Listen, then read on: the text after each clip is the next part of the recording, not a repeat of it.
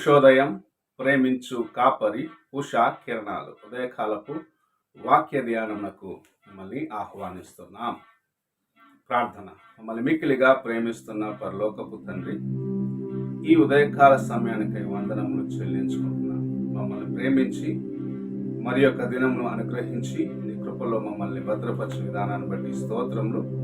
ఈ ఉదయకాల సమయమున నాతోనూ మాతోనూ మాట్లాడమని యేసు పరిశుద్ధ నామమున అడిగి వేడుకుంటున్నాను పరమ తండ్రి, ఆమేన్. ఈ ఉదయకాలపు వాక్య భాగము కీర్తనల గ్రంథము 15వ కీర్తన మొదటి వచనమును చదువుకుందాం. యెహోవా నీ గుడారములో అతిథిగా ఉండదగిన వాడెవడు? నీ పరిశుద్ధ పర్వతం మీద నివసింపదగిన వాడెవడు? మనము చదివిన వాక్య భాగము దావీదు మహారాజు దేవుని సన్నిధిలో నివసించగలిగిన వారిని గురించి ఆయన సన్నిధికి వెళ్ళి తెలుసుకునే ఒక కార్యముగా ఉన్నది. లేకుంటే దేవుని సన్నిధిలో నివసించగలిగిన వారి యొక్క గుణములు ఎలాగుండా, వారి యొక్క లక్షణములు ఏమిటి అని చెప్పటము చూడగలం. దావీదు మహారాజు 2వ వచనం నుంచి మనం చూసినట్లయితే, నిందారహితముగా నీ ముందు నడిచేవాడు, తన యొక్క నాలుకను తన యొక్క మాటలను పరిశుద్ధముగా కాపాడుకునేవాడు, ఇతరుల గురించి వ్యర్థమైన కార్యములు మాట్లాడని వాడు, ఇతరులకు తన యొక్క సహోదరులకు తన యొక్క ఇరుగు పొరుగు వారికి పొరుగు వారిని ప్రేమించేవాడు, ఇరుగు పొరుగు వారికి ఏ కీడు తలంచని వాడు అన్న రీతిగా కొన్ని కార్యములు కింద ఉన్న వచనంలో చదివినట్లయితే చూడగలం. ఇది దేవుని గుడారములోకి ప్రవేశించేదానికి, దేవుని సన్నిధిలోకి మనం వెళ్ళేదానికి ఒక ప్రాముఖ్యమైన అర్హత అని మొదటిగా తెలుసుకోవాలి. ఈ దినములలో ఇలాంటి జీవితమును నేను కలిగి ఉన్నానా అని మనం ప్రశ్నించుకోవాలి. ఎందుకంటే దేవుని నివాస స్థలం, ఆయన గుడారము, ఆయన పరిశుద్ధ పర్వతము అనబడిన దేవాలయంలోకి వెళ్తున్న నీవు నేను ఎలాగున్నాము? నిజముగా దేవుని సన్నిధికి వెళ్ళినప్పుడు నీ హృదయమును యథార్థముగా కాపాడుకోగలుగుతున్నావా? నీవు పరిశుద్ధముగా దేవుని యొక్క ప్రసన్నతలోకి ప్రవేశిస్తున్నావా అని ప్రశ్నించుకోవాలి. ఎందుకంటే ఈ దినములలో మానవుల యొక్క స్వభావము కింద రాయబడిన కార్యములన్నిటితో నింపబడినది. అనేకమైన కార్యములు చేసి దేవుని దుఃఖపరుస్తున్నారు. తమ యొక్క నోటిని పరిశుద్ధముగా కాపాడుకునే వారిగా లేరు. తమ పొరుగు వారి దగ్గర వారు ప్రేమగా ఉండేలేదు. తమ పొరుగు వారిని అనేక సార్లు వారికి కీడు తలంచేవారిగా ఉంటున్నారు. అయినను దేవుని సన్నిధికి వచ్చి నా వంటి వాడు లేడు అని చెప్పుకునే అనేకులు ఈ దినమున ఉండటం మనం చూస్తూ ఉన్నాం. అందుకే అలాంటి వ్యక్తిగా నీవు నేను ఉండకూడదని ప్రభు మన ముందు ఈ కార్యమును ఉంచుతూ, నీ హృదయములో దేవుని ముందు నీవు రావాలంటే మొదటిగా నీ హృదయాన్ని సిద్ధపరచుకోవాలి. నీలో ఉన్న బలహీనతలను తీసివేసుకోవాలి. నీలో ఉన్న పాప కార్యములను తీసివేసుకోవాలి. శోధనకు నిన్ను తీసుకొని వెళ్ళే కార్యములను మొదటగా నీవు విడుదల పొందేదానికి ప్రయత్నించి ఆ తర్వాత నీవు దేవునికి పూర్ణముగా అప్పగించుకోవాలి. నీ సన్నిధికి రావటానికి నేను ఇలాగ ఉండాలి అని దావీదు మహారాజే చెప్పినప్పుడు నేను నీవు ఎంత మాత్రపు వారము.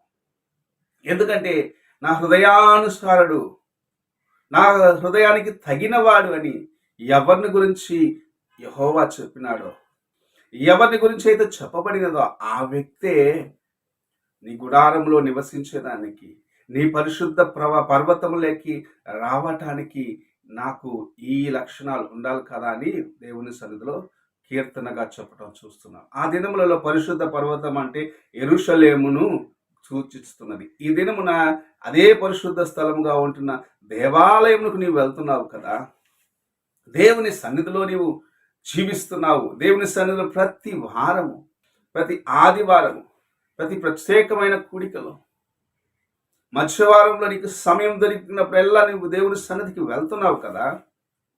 నీవు ఆయన గుడారములో నివసించగలిగిన ఆ హృదయమును, లేకుంటే అలాంటి నీవు ఆయన గుడారములో నిలబడగలిగిన ఆ కృపను, ఆ గుణగణాలను కలిగి ఉన్నావా అని ప్రశ్నించుకో. అలాగూ ఉన్నట్లయితే నిజముగా నీవు ధన్యుడవు.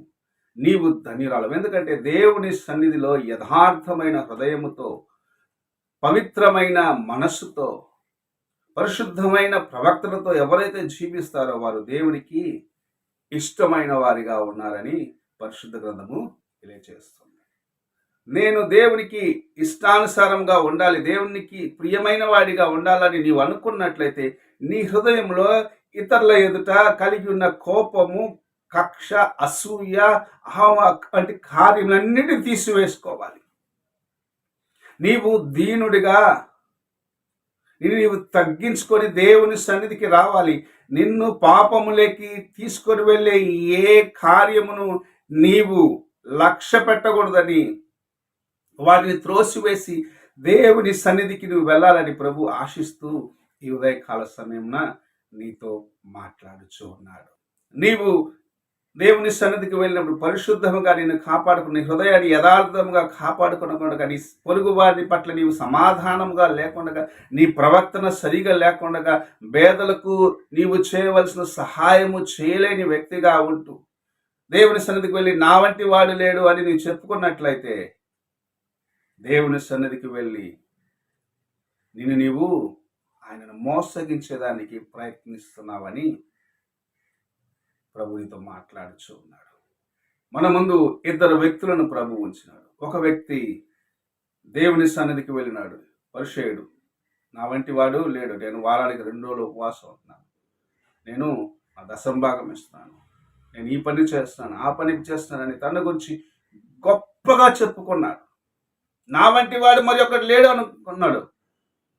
కానీ బయట నిలబడి తన గుండెను కుమ్మరించుకున్న, తన యొక్క హృదయాన్ని కుమ్మరించుకున్న, దేవుని వైపు చూసేదానికి తన యొక్క హృదయంలో భయం ఉన్నది.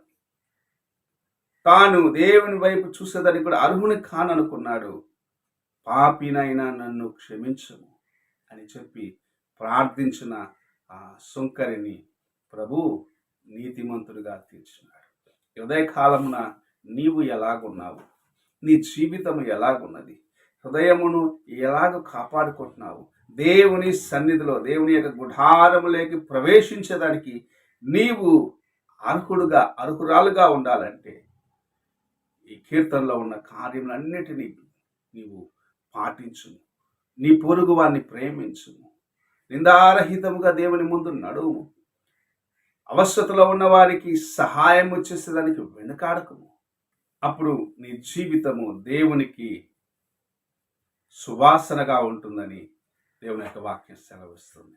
ఈ ఉదయకాల సమయమున నీవు ఎలాగున్నావో ఒక్కసారి నీవు పరీక్షించుకో. ప్రార్థన చేసుకుందాం. పరిశుద్ధుడైన తండ్రి, కృపగల యేసయ్య, ఈ ఉదయకాలంలో మీరు మాకు అనుగ్రహించిన నీ వాక్యంను బట్టి వందనాలు.